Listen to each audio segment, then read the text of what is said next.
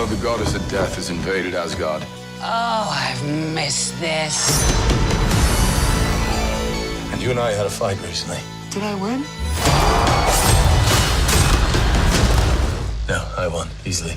Doesn't sound right. Well, it's true. Welcome to another Slice of Sci-Fi video review. I'm Noah Richmond. And I'm Daren Goldsvig. And talking about Thor Ragnarok.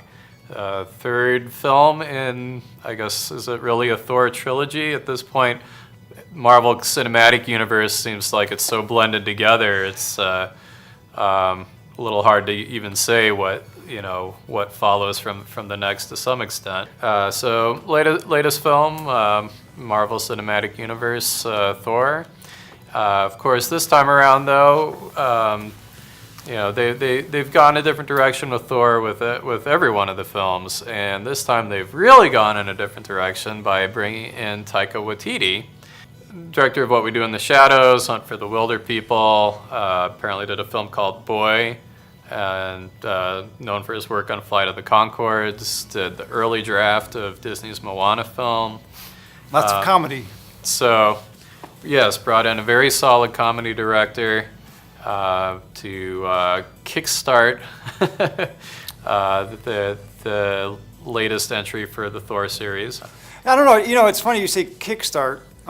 Some might, the last movie, Dark World. It was met with some. I think it was probably of the most recent. What is it? Was it phase 2 or phase 3? I believe that was phase 2. Yeah, I think that was considered to be the most poorly received of the phase 2 films. But you liked that one, right? I think it was the most poorly received. Although ironically, it was one that I really liked. The fact that particular film did not shy away from being a straight up Dungeons and Dragons style fantasy with the gods fighting the dark elves. And that it didn't do it with its tongue in cheek, that it was willing to be straight on. But I guess it's and I can certainly see that point of view. I mean, I didn't dislike it. It certainly wasn't my favorite of all of this phase 2 or phase 1 for that matter. But I just think that what we have now is Marvel's getting influenced by the success of movies like Guardians and trying to kind of spice things up by creating these color palettes and the baseline being humor, of course, and I can understand why they do it, but I'm not exactly 100% thrilled with that because it does change the dynamic of the characters that I kind of grew up to love, and I think with Thor Ragnarok, that's what we have here. I mean, if you recall seeing the trailers, it kind of really borrowed heavily the very color profiles that you got from the Guardians trailers and such. In fact. Which screams marketing, but then again, the movie itself is kind of using that same profile. But so did you like Thor Ragnarok? Yeah. I mean, I guess we got to meet here. Yeah, I mean, if we're going to cut straight to what did I think of this movie, I thought it was a great Taika Waititi film. I mean, granted, having seen his other films, you do start to see how some of his humor really starts to recycle itself, and particularly something being, that would be like heroic on the screen, kind of showing the guy make a heroic pose and then slip and fall kind of thing would be, that would carry through with all of his movies. That's just very much his style of humor. And so there was a little bit of it opened up, and I was like, okay, here this is this director's shtick, and here he is doing it again. But he really goes overboard with this, and in a way, that's a very good thing. As a film, and the latest film from this particular director, it's completely irreverent, completely over the top. It has a lot of fun with it, and the movie itself is a great deal of fun as a result. Now, so I liked it as the latest Waititi film. As the latest Thor film, I'm a little less thrilled, just because it is so completely deviates from the source material makes very major changes. And in a lot of ways, it's almost like seeing a film parody, but then being told, but actually this is the next sequence of this story. So kind of like if Mel Brooks' Spaceballs suddenly now, whatever that Jabba the Hutt thing was, is now the new Jabba the Hutt going forward. Taking it back.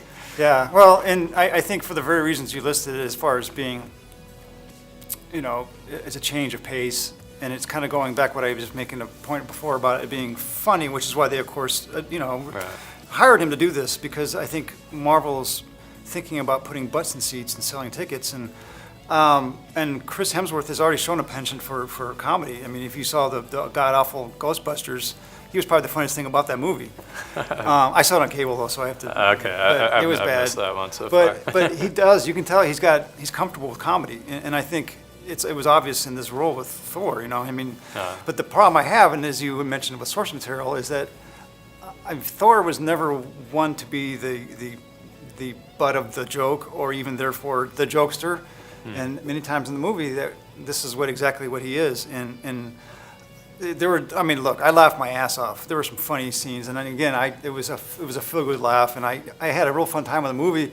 But it was, again, the bigger problems that stood out for me were foundational problems with the Thor and how his story is told, and basically saying, we're just going to make you forget everything that led up to this, and disregard, Asgard, disregard how the source of Thor's power, and just go with the flow, And this is the way it's going to be now, So and that's hard for me to swallow. Yeah, certainly one thing that I was thinking the whole way through the film. First of all, I was just sitting here thinking, boy, this is a really weird movie. But the other thing that I was thinking the whole way through is, I don't think that this director has ever read Thor comics. I definitely do not think this is somebody that grew up on this Marvel universe. No, I definitely agree with that. For those that have seen the first Thor movie with was it Branagh made the movie? Yeah.